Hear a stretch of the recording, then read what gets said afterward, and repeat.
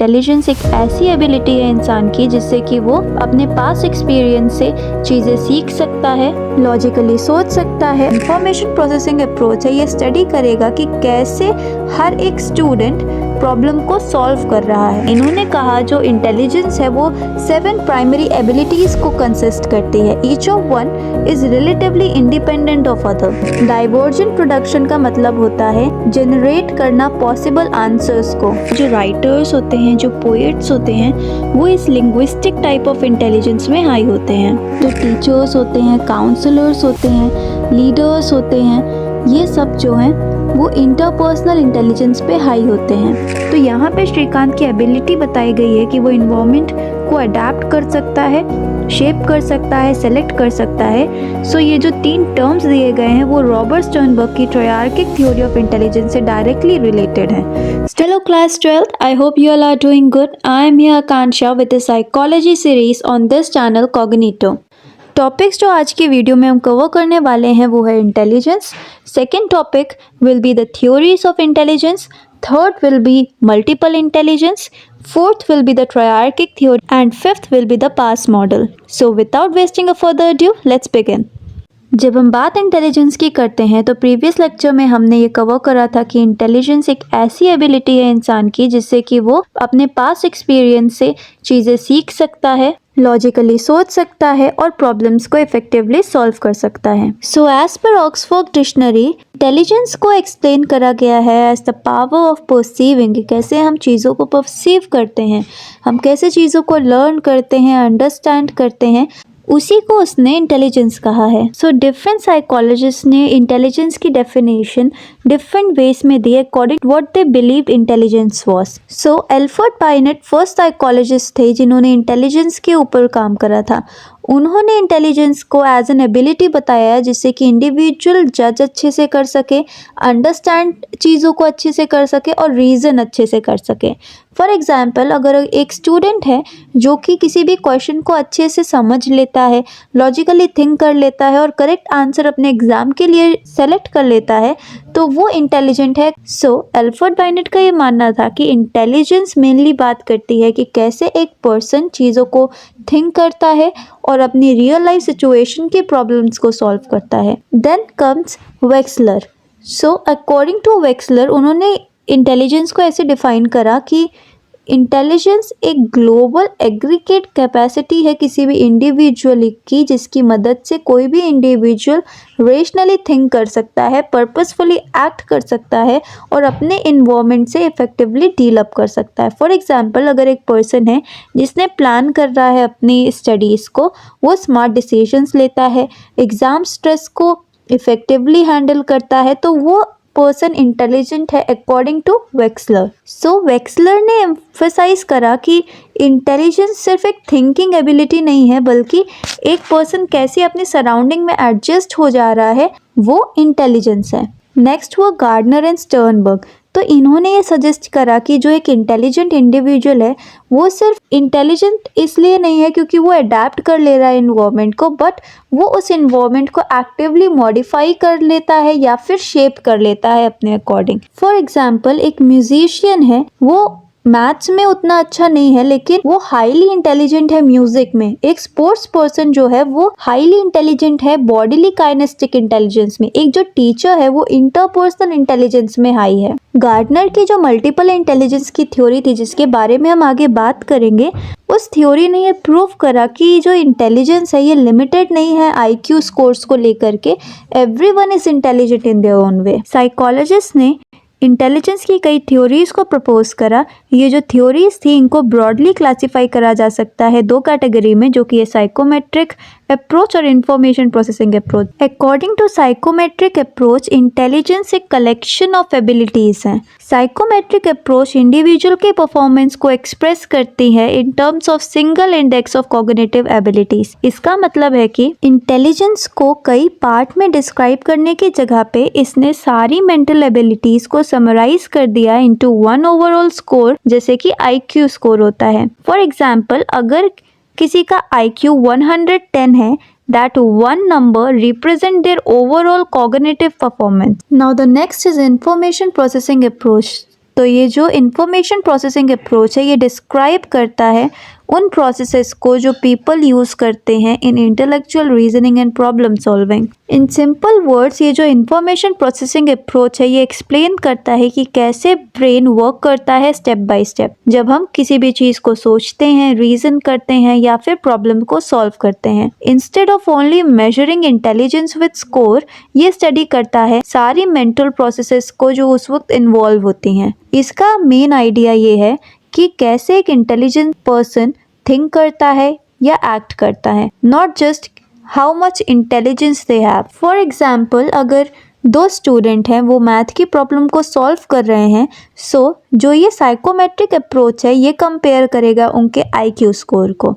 On the other hand, ये जो information processing approach है ये स्टडी करेगा कि कैसे हर एक स्टूडेंट प्रॉब्लम को सॉल्व कर रहा है। सो हम ये कह सकते हैं कि इंफॉर्मेशन प्रोसेसिंग अप्रोच ये देखती है कि इंटेलिजेंट पर्सन सोचता कैसे है और प्रॉब्लम कैसे सॉल्व करता है। Now it's time to discuss about the theories of intelligence. Our first theory is one factor theory given by Alfred Binet. So Alfred Binet ने इस intelligence को conceptualize करा as consisting of one similar set of abilities which can be used for solving any or every problem in an individual's environment. इसका मतलब है कि इन्होंने जो है intelligence को कहा कि एक single overall ability है और सेम इंटेलिजेंस यूज करी जा सकती है सारी एक्टिविटीज को लेकर के। इनका की आइडिया था कि one general mental ability apply करी जा सकती है सारी जगह पे। फॉर एग्जांपल, अगर एक स्टूडेंट है वो मैथमेटिक्स में अच्छा है तो वो लैंग्वेज में भी अच्छा होगा, वो रीजनिंग में भी अच्छा होगा, just because intelligence is one single ability according to him. According to one factor theory, जो इंटेलिजेंस है वो एज अ होल वर्क करती है और उससे पार्ट्स में डिवाइड नहीं कर सकते हैं। The second theory was two factor theory which was given by Charles Spearman. So Charles Spearman ने two factor theory of intelligence को प्रपोज किया कुछ स्टैटिस्टिकल मेथड को यूज करके, जिसको उन्होंने कहा फैक्टर एनालिसिस। उन्होंने बताया कि इंटेलिजेंस के दो फैक्टर्स हैं, G फैक्टर जिसे जनरल इंटेलिजेंस कहते हैं और S फैक्टर जिसे स्पेसिफिक इंटेलिजेंस कहते हैं। सो जो G फैक्टर था वो इंक्लूड करता है वो सारे मेंटल ऑपरेशंस को जो कि प्राइमरी है और कॉमन है सारी परफॉर्मेंसेस को लेकर के। In addition to G factor, उन्होंने कहा कि G फैक्टर के अलावा कुछ स्पेसिफिक एबिलिटीज भी होती है जिसको उन्होंने कहा S फैक्टर। फॉर एग्जाम्पल, एक स्टूडेंट है वो यूज़ करता है अपनी जनरल इंटेलिजेंस को सारे सब्जेक्ट्स को लेकर के, लेकिन उसका जो स्पेसिफिक एबिलिटी है वो मैथमेटिक्स में है। सो हम ये कह सकते हैं कि G फैक्टर हेल्प करता है ओवरऑल परफॉर्मेंसेस में, वाइल जो S फैक्टर है वो स्पेसिफिक स्किल्स को लेकर के हेल्प करता है। So now the third theory that comes is Louis Thurstone's theory. So इन्होंने the theory of primary mental ability को प्रपोज करा। इन्होंने कहा जो इंटेलिजेंस है वो 7 प्राइमरी एबिलिटीज को कंसिस्ट करती है, each of one is relatively independent of other. इन्होंने द सिंगल इंटेलिजेंस वाले आइडिया को रिजेक्ट कर लिया। ये जो प्राइमरी एबिलिटीज थी वो थी verbal comprehension, second was numerical abilities, third was spatial relations, fourth were perceptual speed, fifth was word fluency, sixth was memory and the seventh was inductive reasoning. For example, एक student है वो हो सकता है strong हो अपनी verbal ability को लेकर के, लेकिन वो अपनी numerical ability को लेकर के weak हो। According to Thurston, intelligence को कहा गया a group of different ability, not just one. Now comes hierarchical model by Arthur Jensen. So Arthur Jensen ने जो इंटेलिजेंस का मॉडल प्रपोज करा उसे एक हायरार्किकल नेचर में रखा। उन्होंने 2 लेवल्स की बात करी। जो लेवल 1 था वो था एसोसिएटिव लर्निंग एबिलिटीज़ को लेकर के, ये एक लोअर लेवल था, इसने इन्वॉल्व करे सारे सिंपल लर्निंग प्रोसेसेस को। इन्होंने जो एबिलिटीज़ को इंक्लूड करा वो थी रोट लर्निंग या बेसिक कंडीशनिंग। लेवल 2 जो था वो था कॉग्निटिव कॉम्पिटेंस का, ये एक हायर लेवल था। इन्होंने इन्वॉल्व करा सारे कॉम्प्लेक्स मेंटल प्रोसेसेस को, जैसे कि रीजनिंग हो गई, प्रॉब्लम सॉल्विंग हो गई, कॉन्सेप्ट फॉर्मेशन हो गया। ये जो लेवल था ये कंट्रोल करता था और रेगुलेट करता था लेवल 1 को, जो कि एसोसिएटिव लर्निंग को लेकर के था। सो इन्होंने कहा कि इंटेलिजेंस एक सिंगल एबिलिटी नहीं है but a hierarchical organisation of abilities है। Higher level cognitive processes guide करते हैं लोअर लेवल लर्निंग एबिलिटीज को। Now the next model that comes is structure of of intellect model that was given by J P Guilford. So ये जो intellect model है ये explain करता है intelligence को 3 डायमेंशनल स्ट्रक्चर में। ये जो 3 डायमेंशंस थे वो थे operations, contents and products. So the first dimension is operations. It tells about what the mind does. Mental processes जो कि थिंकिंग के वक्त यूज होते हैं वो है कॉग्निशन, मतलब किसी भी चीज को अंडरस्टैंड करना, डिस्कवर करना कोई भी इंफॉर्मेशन को। सेकंड इज मेमोरी, मतलब कि स्टोरिंग और रिकॉलिंग इंफॉर्मेशन को। Third is divergent production. Divergent production का मतलब होता है जनरेट करना पॉसिबल आंसर्स को। फोर्थ इज कन्वर्जेंट प्रोडक्शन, जिसका मतलब होता है एक करेक्ट आंसर को ढूंढना। And the last is evaluation, जिसका मतलब होता है करेक्टनेस को जज करना। Second dimension was content. Content का मतलब होता है what the mind deals with. यहाँ पे जो इंफॉर्मेशन प्रोसेस करी जाती है वो है फिगरल, मतलब कि विजुअल या pictorial information. Symbolic, numbers, letters, symbols के फॉर्म में। थर्ड इज सिमेंटिक, मतलब कि मीनिंग्स, कॉन्सेप्ट्स, लैंग्वेज।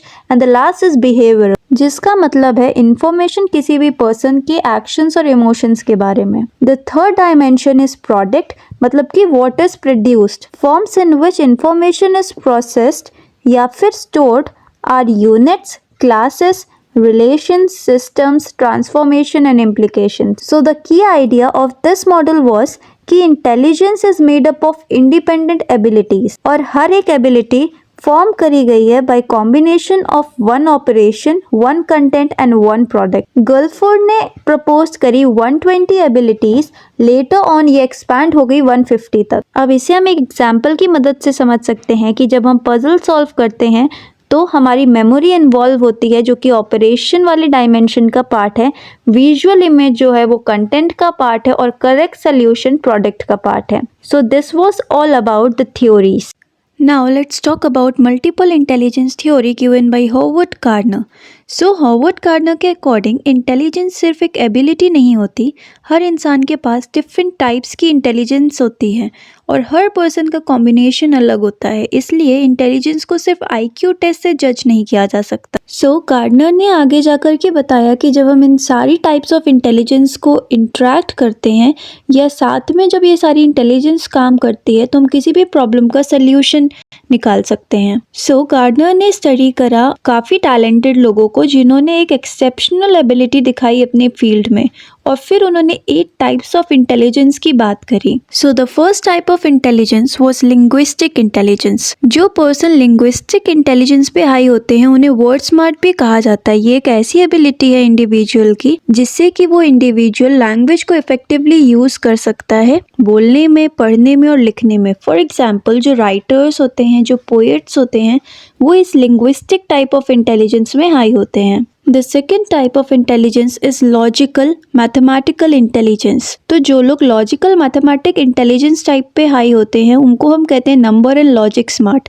ये ऐसे लोगों के अंदर एबिलिटी होती है लॉजिकली सोचने की, रीजन करने की और मैथमेटिकल प्रॉब्लम्स को सॉल्व करने की। फॉर एग्जाम्पल जो साइंटिस्ट होते हैं, मैथमेटिशियंस होते हैं, इंजीनियर्स होते हैं, नोबेल प्राइज विनर्स होते हैं, ये सब लॉजिकल मैथमेटिकल इंटेलिजेंस में हाई होते हैं। नाउ द थर्ड वन है स्पेशल इंटेलिजेंस। स्पेशल इंटेलिजेंस वाले इंडिविजुअल्स को पिक्चर स्मार्ट कहते हैं। ये एक ऐसी एबिलिटी है इंडिविजुअल की जिसकी मदद से वो इमेजेस को थिंक कर सकता है, विजुअलाइज कर सकता है ऑब्जेक्ट्स को। फॉर एग्जाम्पल जो आर्किटेक्ट्स होते हैं, पेंटर्स होते हैं, डिज़ाइनर्स होते हैं या वो लोग जिनको डायग्राम्स बहुत अच्छे से समझ में आ जाते, वो स्पेशल इंटेलिजेंस पे हाई होते हैं। Now the fourth one is musical intelligence. ऐसे लोगों को म्यूजिक स्मार्ट कहा जाता है। ये एक ऐसी एबिलिटी है इंडिविजुअल की जिसकी मदद से वो रिदम को, टोन को, साउंड को समझ सकता है। फॉर एग्जाम्पल जो सिंगर्स होते हैं, म्यूजिशियंस होते हैं, एक ऐसा पर्सन जो कि ट्यून्स को बहुत अच्छे से आइडेंटिफाई कर लेता है, वो लेसन्स को थ्रू सॉन्ग्स रिमेंबर कर लेता है, वो इस म्यूजिकल इंटेलिजेंस पे हाई होते हैं। Now the fifth one is bodily kinesthetic intelligence. ऐसे लोगों को बॉडी स्मार्ट भी कहा जाता है।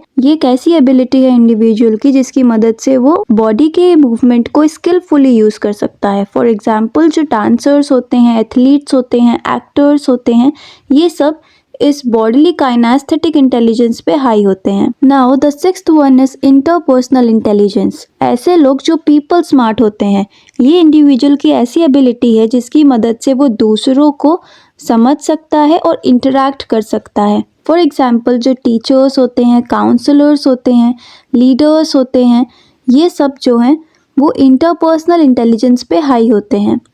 Now the seventh one is intrapersonal intelligence. Intrapersonal intelligence वाले इंडिविजुअल्स को सेल्फ स्मार्ट कहते हैं। ये अपनी फीलिंग्स को, अपने मोटिव्स को, अपनी स्ट्रेंथ्स को बहुत अच्छे से समझते हैं। फॉर एग्जाम्पल जो फिलोसोफर्स होते हैं, राइटर्स होते हैं, या फिर एक ऐसा स्टूडेंट जो अवेयर है अपनी स्ट्रेंथ और वीकनेसेस के बारे में, वो सब इस इंट्रापर्सनल इंटेलिजेंस पे हाई होते हैं। Don't forget, interpersonal intelligence means people smart and intrapersonal intelligence means self smart. Now the last type of intelligence is naturalistic intelligence. So ऐसे इंडिविजुअल्स को नेचर स्मार्ट कहते हैं। ये एक ऐसी एबिलिटी है इंडिविजुअल की जिसकी मदद से वो नेचर को, इन्वायरमेंट को समझ सकता है और उससे रिलेट कर सकता है। फॉर एग्जाम्पल जो फार्मर्स होते हैं, इन्वायरमेंटलिस्ट होते हैं, बोटनिस्ट होते हैं, या ऐसे लोग जो प्लांट्स एंड एनिमल्स को आइडेंटिफाई कर लेते हैं और बहुत ज़्यादा केयरिंग नेचर के होते हैं नेचर को लेकर के, वो सब इस नेचुरलिस्टिक इंटेलिजेंस पर हाई होते हैं। सो हम ये कह सकते हैं कि जो गार्डनर की मल्टीपल इंटेलिजेंस की थ्योरी है वो इंटेलिजेंस को काफ़ी डाइवर्स वे में शो करती है, और ये थ्योरी कहती है कि हर एक इंडिविजुअल इंटेलिजेंट है अपने ही वे में। अब हम यहाँ तक जान गए हैं कि ये जो इंटेलिजेंस होती है वो सिर्फ IQ या मार्क्स तक लिमिटेड नहीं होती है। सो यहाँ तक हम जान गए हैं कि इंटेलिजेंस सिर्फ IQ या मार्क्स तक लिमिटेड नहीं होती है। So now comes the triarchic theory of intelligence. So Robert Sternberg ने इंटेलिजेंस को रियल लाइफ सक्सेस से जोड़कर एक्सप्लेन किया, जिसे हम ट्रायर्किक थ्योरी ऑफ इंटेलिजेंस कहते हैं। स्टर्नबर्ग के अकॉर्डिंग इंटेलिजेंस का मतलब है इन्वायरमेंट के साथ अडेप्ट करना, उसे शेप करना या फिर अपने लिए नया इन्वायरमेंट चूज करना। सो यहाँ पे जो ट्रायर्किक वर्ड यूज हुआ है इसका मतलब होता है 3। तो इन्होंने 3 टाइप्स ऑफ इंटेलिजेंस दी। वो 3 टाइप्स ऑफ इंटेलिजेंस थी componential, experiential and contextual intelligence. I hope everything is still now clear to you, and अगर कोई भी डाउट आता है आप कमेंट सेक्शन पे आप लीव कर दो। I will try my best to answer you. अब इसे हम एक एक करके समझते हैं। So the first is componential intelligence. So इस कंपोनेंशियल इंटेलिजेंस को एनालिटिकल इंटेलिजेंस भी कहते हैं। सो कंपोनेंशियल इंटेलिजेंस का मतलब होता है सोचना, एनालाइज करना और लॉजिकली प्रॉब्लम सॉल्व करना। ये इंटेलिजेंस एग्जाम्स में सबसे ज़्यादा यूज होती है। फॉर एग्जाम्पल जैसे एग्जाम में मैथ्स या रीजनिंग के क्वेश्चन सॉल्व करना, ये एक एनालिटिकल इंटेलिजेंस का एग्जाम्पल है। The second is experiential intelligence. इसको हम क्रिएटिव इंटेलिजेंस भी कहते हैं। इसका मतलब होता है नए सिचुएशन को हैंडल करना और पुराने एक्सपीरियंसेस को नए तरीके से यूज़ करना। फॉर एग्जाम्पल अगर किसी क्वेश्चन का डायरेक्ट आंसर याद नहीं है फिर भी आप अपनी अंडरस्टैंडिंग से एक यूनिक आंसर लिख देते हो, ये क्रिएटिव इंटेलिजेंस है, या हम कह सकते हैं ये एक्सपीरियंशियल इंटेलिजेंस है। The third is contextual intelligence, या फिर हम इसे कह सकते हैं प्रैक्टिकल इंटेलिजेंस। इसका मतलब होता है रियल लाइफ प्रॉब्लम्स को इफेक्टिवली हैंडल करना। इसे स्ट्रीट स्मार्ट इंटेलिजेंस भी कहते हैं। फॉर एग्जाम्पल एग्जाम के टाइम अपना टाइम मैनेज करना, स्ट्रेस हैंडल करना या नई जगह पर एडजस्ट हो जाना, ये प्रैक्टिकल इंटेलिजेंस के एग्जाम्पल्स हैं। तो स्टर्नबर्ग के अकॉर्डिंग ट्रू इंटेलिजेंस तब होती है जब कंपोनेंशियल, एक्सपीरियंशियल एंड कॉन्टेक्सचुअल तीनों इंटेलिजेंस बैलेंस में काम करें। अब आप बताओ एनालिटिकल, क्रिएटिव या प्रैक्टिकल आप किस टाइप के इंटेलिजेंट हो। और अब इस पार्ट 2 वीडियो का लास्ट टॉपिक है पास मॉडल ऑफ इंटेलिजेंस। ये जो पास मॉडल था, इस पास मॉडल को डेवलप करा था दास, नगलेरी और कर्बी ने। इस पास मॉडल के 3 पार्ट्स होते हैं जो है arousal, attention, simultaneous and successive processing and planning. PASS का फुल फॉर्म होता है P से प्लानिंग, A से अटेंशन, S से simultaneous processing and second S से successive processing. So the first is planning. Planning का मतलब होता है गोल्स बनाना, स्ट्रैटेजीज प्लान करना और अपनी परफॉर्मेंस को मॉनिटर करना। फॉर एग्जाम्पल एग्जाम से पहले स्टडी टाइम टेबल बनाया या क्वेश्चन सॉल्व करने के लिए बेस्ट मेथड चूज करना, ये प्लानिंग का एग्जाम्पल है। So the attention arousal. Attention arousal का मतलब होता है फोकस मेंटेन करना और डिस्ट्रैक्शंस को कंट्रोल करना। इसका रोल होता है रेलिवेंट इन्फॉर्मेशन पर ध्यान देना और इररिलेवेंट चीज़ों को इग्नोर करना। फॉर एग्जांपल, क्लास में टीचर की बात ध्यान से सुनना या एग्ज़ाम हॉल में कंसंट्रेट करना या अटेंशन अराउजल का एग्जाम्पल है। Simultaneous successive processing. Simultaneous processing का मतलब होता है इंफॉर्मेशन एक साथ प्रोसेस करना और उसका ओवरऑल मीनिंग समझना। इसका रोल होता है पार्ट्स को इंटीग्रेट करके होल पिक्चर बनाना। फॉर एग्जाम्पल, डायग्राम, चार्ट या पैराग्राफ को समझना जहां सारी इंफॉर्मेशन एक साथ कंबाइन होती है। सक्सेसिव प्रोसेसिंग का मतलब होता है इंफॉर्मेशन को स्टेप बाय स्टेप या सीक्वेंस में प्रोसेस करना। इसका रोल होता है ऑर्डर और सीक्वेंस मेंटेन करना। फॉर एग्जाम्पल, मैथ्स के फॉर्मूलाज के स्टेप्स या स्पेलिंग को एक ऑर्डर में याद करना, ये सक्सेसिव प्रोसेसिंग है। अब दास और नगलेरी ने इंटेलिजेंस को मेजर करने के लिए एक टेस्ट बैटरी डेवलप की जिसे कॉग्निटिव असेसमेंट सिस्टम यानी CAS कहा जाता है। इस टेस्ट बैटरी में वर्बल और नॉन वर्बल दोनों तरह के टास्क होते हैं जो बेसिक कॉग्निटिव फंक्शंस को मेजर करते हैं। CAS की इम्पोर्टेंट बात यह है कि ये कॉग्निटिव एबिलिटीज़ को स्कूलिंग या फॉर्मल एजुकेशन से इंडिपेंडेंट मान के मेजर करता है। ये टेस्ट बैटरी 5 से 18 के बच्चों के लिए डिज़ाइन की गई है। इस असेसमेंट के रिजल्ट्स टीचर्स और साइकोलॉजिस्ट को ये समझाने में मदद करते हैं कि किसी चाइल्ड में कौन से कॉग्निटिव एरियाज वीक हैं जिससे लर्निंग प्रॉब्लम को इम्प्रूव किया जा सके। इसलिए पास मॉडल और CAS दोनों ही इंटेलिजेंस को इंफॉर्मेशन प्रोसेसिंग अप्रोच के रूप में एक्सप्लेन करते हैं। Now let's talk about some homework question. ये जो होमवर्क क्वेश्चन है ये या तो प्रीवियस ईयर क्वेश्चन पेपर है या तो सैम्पल पेपर से क्वेश्चन लिए गए हैं। Describe Robert Sternberg's theory of intelligence. So Robert Sternberg ने जो थ्योरी दी थी वो थी ट्रायर्किक थ्योरी ऑफ इंटेलिजेंस। इस थ्योरी के अकॉर्डिंग इंटेलिजेंस के 3 कंपोनेंट्स इन्होंने बताए जो थे एनालिटिकल इंटेलिजेंस, क्रिएटिव इंटेलिजेंस और practical intelligence. Analytical intelligence analysis, evaluation और प्रॉब्लम सॉल्विंग की बात करता है जैसे जो एग्जाम इंटेलिजेंस होता है। क्रिएटिव इंटेलिजेंस नए आइडिया जनरेट करता है, न्यू सिचुएशन को कैसे हैंडल करते हैं वो ये बताता है। थर्ड इज प्रैक्टिकल इंटेलिजेंस, मतलब कि जो डेली लाइफ प्रॉब्लम सॉल्व करना, इन्वायरमेंट को अडेप्ट, शेप और सेलेक्ट करना, ये सब प्रैक्टिकल इंटेलिजेंस में आएगा। स्टर्नबर्ग के अकॉर्डिंग ट्रू इंटेलिजेंस वो है जो रियल लाइफ सक्सेस में हेल्प करे, सिर्फ मार्क्स या IQ स्कोर में नहीं।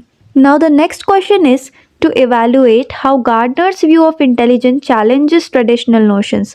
तो जब हम ट्रेडिशनल व्यू के अकॉर्डिंग जब हम इंटेलिजेंस को देखते हैं तो हम देखते हैं कि इंटेलिजेंस एक ही होती है, IQ स्कोर से मेजर की जाती है, मेनली लॉजिकल और वर्बल एबिलिटी पर बेस्ड होती है। लेकिन हॉवर्ड गार्डनर ने इस व्यू को चैलेंज किया और इस व्यू को रिजेक्ट करा। उनके अकॉर्डिंग इंटेलिजेंस मल्टीपल होती हैं जैसे linguistic, logical, musical, body kinesthetic, interpersonal, intrapersonal etcetera. हर इंटेलिजेंस इंडिपेंडेंट भी होती है और इंटरैक्टिव भी। सिर्फ एग्जाम्स या IQ टेस्ट से इंटेलिजेंस को मेजर नहीं किया जा सकता। गार्डनर का मानना है कि हर इंसान अलग अलग टाइप के इंटेलिजेंस में स्ट्रांग होता है, इसलिए इंटेलिजेंस को एक सिंगल यूनिट नहीं माना जा सकता है। Now the next question is about Ryan and Shirin. इसमें उन्होंने बताया है कि हमें एक्सप्लेन करना है टाइप ऑफ इंटेलिजेंस जो वो एग्जिबिट करते हैं और कौन सा अप्रोच इस थ्योरी को लेकर के लिया गया है।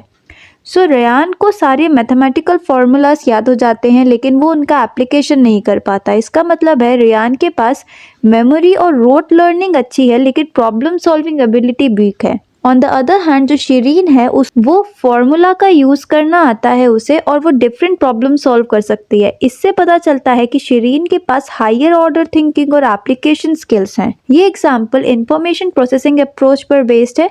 इस अप्रोच के अकॉर्डिंग इंटेलिजेंस का फोकस होता है इंफॉर्मेशन को कैसे प्रोसेस किया जाता है, सिर्फ याद रखना नहीं बल्कि समझना और अप्लाई करना इंपॉर्टेंट है, जो हमने पढ़ा था हायरार्किकल मॉडल में। So Ryan shows lower level processing while जो शिरीन है she shows higher level cognitive processing. Shrikant has the ability to adapt, shape and select the environment, identify the theory of intelligence.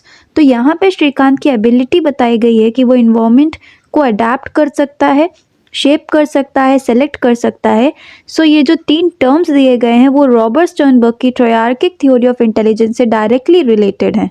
Sternberg के according intelligence का मतलब सिर्फ bookish knowledge नहीं होता बल्कि real life situations को इफेक्टिवली हैंडल करना होता है। इस थ्योरी में 3 टाइप्स ऑफ इंटेलिजेंस होती हैं जो हमने बात करा था कि first one is analytical intelligence जो प्रॉब्लम्स को एनालाइज करती है, क्रिएटिव इंटेलिजेंस जो नए आइडियाज़ और सिचुएशंस हैंडल करना होता है, and the third was practical intelligence जो इन्वायरमेंट को अडेप्ट, शेप और सेलेक्ट करती है। इसलिए श्रीकांत को समझने के लिए स्टर्नबर्ग की ट्रायर्किक थ्योरी सबसे सुटेबल है। आज का जो लास्ट क्वेश्चन है वो है कि Shrikant is standing tall living by his conviction that if the world looks at me and says Shrikant you can do nothing, I look back at the world and say I can do anything। तो according to Gardner's multiple theory of intelligence हमें बताना है कि ये कौन सी type of intelligence है और उसे डिस्कस करना है। यहाँ श्रीकांत इंट्रापर्सनल इंटेलिजेंस को रिप्रेजेंट करता है। इंट्रापर्सनल इंटेलिजेंस का मतलब होता है अपने आप को समझना, अपनी एबिलिटीज पर भरोसा रखना। जब दुनिया श्रीकांत से कहती है तुम कुछ नहीं कर सकते और वो कॉन्फिडेंटली जवाब देता है मैं सब कुछ कर सकता हूँ, तो ये उसकी इनर स्ट्रेंथ और सेल्फ बिलीफ को शो करता है।